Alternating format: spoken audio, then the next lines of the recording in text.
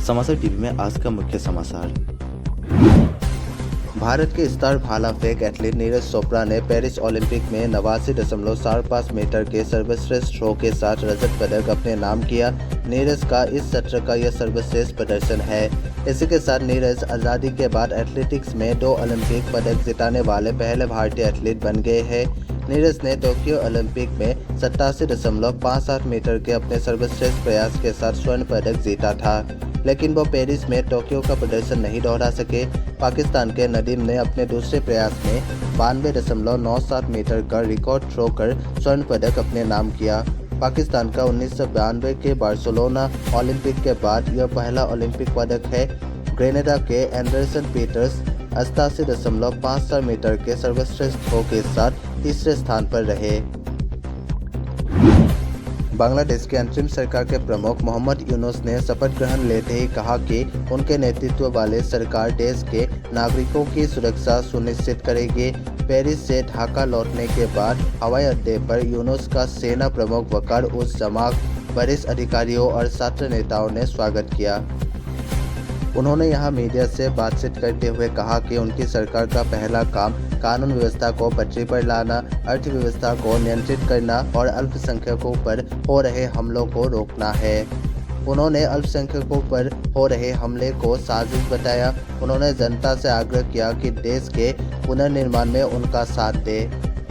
2006 में शांति का नोबेल हासिल करने वाले यूनुस ने कहा कि आज हमारे लिए गर्व का दिन है।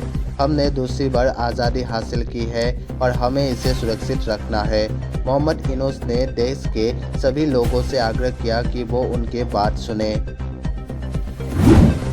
देश के विभिन्न हिस्सों में मानसूनी बारिश का कहर जारी है। हिमाचल प्रदेश, उत्तराखंड, गुजरात, मध्य प्रदेश, राजस्थान सहित कई राज्यों में कहीं हल्की तो कहीं तेज बारिश से जनजीवन अस्त व्यस्त है। हिमाचल प्रदेश की राजधानी शिमला और बिलासपुर में बृहस्पतिवार को भारी बारिश हुई। मंडी में 2 वाहन मलबे में फंस गए। चालकों ने किसी तरह भागकर जान बचाई। इस बीच प्रदेश के चंबा, मंडी, शिमला और सिरमौर के कई क्षेत्रों में शुक्रवार को बाढ़ की चेतावनी जारी हुई है। उधर मध्य प्रदेश के गुना जिला में कुंभदास रेलवे के एक हिस्सा लगातार बारिश के कारण भरभरा कर गिर गया। हालांकि इसमें किसी के हताहत होने की सूचना नहीं है। प्रधानमंत्री नरेंद्र मोदी ने पेरिस ओलंपिक में रजत पदक जीतने वाले भाला फेंक स्टार नीरज चोपड़ा को बधाई देते हुए कहा कि वो उत्कृष्टता के साकार रूप है। टोक्यो ओलंपिक के स्वर्ण पदक विजेता नीरज ने पुरुष भाला फेंक स्पार्टा के फाइनल में 89.45 मीटर का अपना सर्वश्रेष्ठ थ्रो को फेंककर पेरिस ओलंपिक में रजत पदक हासिल किया। इसके साथ ही नीरज ओलंपिक में 2 पदक जीतने वाले आज़ाद भारत के पहले एथलीट बन गए हैं। प्रधानमंत्री मोदी ने एक्स पर उन्हें बधाई देते हुए लिखा कि नीरज चोपड़ा उत्कृष्टता का साकार रूप है। बार बार उन्होंने अपनी श्रेष्ठता की वानगी दी है। भारत हर्षित है कि उन्होंने एक बार फिर ओलंपिक में सफलता पाई है। रजत जीतने पर उन्हें बधाई। वो आने वाले असंख्य एथलीटों को अपने सपने पूरे करने और देश को गौरवान्वित करने के लिए प्रेरित करे रहेंगे। भारतीय चुनाव आयोग के वीरवार को श्रीनगर के दौरे पर आए प्रतिनिधिमंडल से मुलाकात करने वाले राजनीतिक दलों ने सर्वसम्मति से जम्मू कश्मीर में तत्काल विधानसभा चुनाव कराने की मांग की है। कहा कि केंद्र शासित प्रदेश में लोकतंत्र की बहाली समय की जरूरत है। मुख्य चुनाव आयुक्त राजीव कुमार के नेतृत्व में ईसीआई टीम सुबह श्रीनगर पहुंची। कपसेठी थाना क्षेत्र के कालिका बाजार में नाश्ता का पैसा मांगने पर मनभरू ने पिस्तल की मुठिया से मारकर दुकानदार को घायल कर दिया। दुकानदार ने कपसेठी थाना में मुकदमा दर्ज कराया है। पीड़ित दीपक के अनुसार उसकी कालिका बाजार में नाश्ता की दुकान है। सोमवार को कुरू निवासी धर्मेंद्र यादव और जगदीपुर निवासी सूरज सिंह पहुंचे और नाश्ता के बाद पैसे मांगने पर पिटाई की। डायल 112 के पहुंचने से पहले ही दोनों फरार हो गए। बुधवार की रात दोबारा दुकान पर पहुंचे और पिस्तल की मुठिया से मारकर घायल कर दिया। आसपास लोगों के जुटने पर दोनों फरार हो गए। थाना प्रभारी ने बताया कि मुकदमा दर्ज कर लिया गया है और मामले की जांच की जा रही है।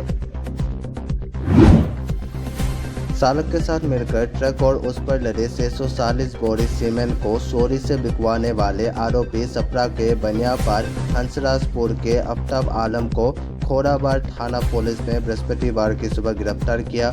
आरोपी की 2 माह से तलाश चल रही थी। अब ट्रक खरीदने वाले आरोपी की पुलिस तलाश कर रही है। एसपी सिटी कृष्ण कुमार बिश्नोई ने बताया कि 3 जून 2024 को खोराबार के कुसम्मी स्टेशन से ट्रक पर लदा 640 बोरी सीमेंट लेकर चालक महाराजगंज के पटावल जाने के लिए निकला था। अगले दिन सीमेंट वहां नहीं पहुंचने पर ट्रक मालिक ने खोजबीन शुरू की। ट्रक चालक हिमांशु सिंह का मोबाइल फोन बंद था। प्रथमा यूपी ग्रामीण बैंक के शाखा प्रबंधक को केंद्रीय जांच ब्यूरो की टीम ने 30,000 की रिश्वत लेते हुए गिरफ्तार कर लिया है। आरोपी शाखा प्रबंधक ने खादी ग्राम उद्योग से अनुमोदित फाइल पर कर्ज देने के लिए 60,000 रुपये की मांग की थी। दिल्ली के आबकारी नीति और धन शोधन से जुड़े अहम मामले में सुप्रीम कोर्ट ने दिल्ली के पूर्व उप मुख्यमंत्री मनीष सिसोदिया को जमानत दे दी है। 2 जजों की पीठ ने शुक्रवार को दिल्ली के पूर्व डिप्टी सीएम की जमानत याचिका पर फैसला सुनाया। सर्वोच्च न्यायालय ने उन पर शर्त लगाते हुए निर्देश दिया कि वे अपना पासपोर्ट जमा कर दें। उन्हें हर सोमवार को थाने में गवाही देनी होगी। इसके साथ ही कोर्ट ने उनसे कहा कि गवाहों को प्रभावित करने की कोशिश न करें। कोर्ट ने उन्हें सचिवालय जाने की इजाज़त दी है। न्यायमूर्ति BR गवई और न्यायमूर्ति KV विश्वनाथन की पीठ ने सुनवाई के बाद 6 अगस्त को फैसला सुरक्षित रख लिया था। दिल्ली पुलिस को बड़ी कामयाबी मिली है। पुलिस ने ISIS मॉड्यूल के आतंकी को गिरफ्तार किया है। ISIS मॉड्यूल के आतंकवादी की पहचान रिजवान अली के रूप में हुई है। जांच एजेंसी ANI ने उस पर 3 लाख रुपए का इनाम घोषित किया था। रिजवान दिल्ली के दरियागंज का रहने वाला है। बताया जा रहा है कि रिजवान पुणे ISIS मॉड्यूल का मोस्ट वांटेड आतंकी है। दिल्ली पुलिस की स्पेशल सेल ने उसे गिरफ्तार किया है। उसके पास से हथियार भी मिले हैं। रिजवान को जांच एजेंसी ANI ने वांटेड घोषित किया था।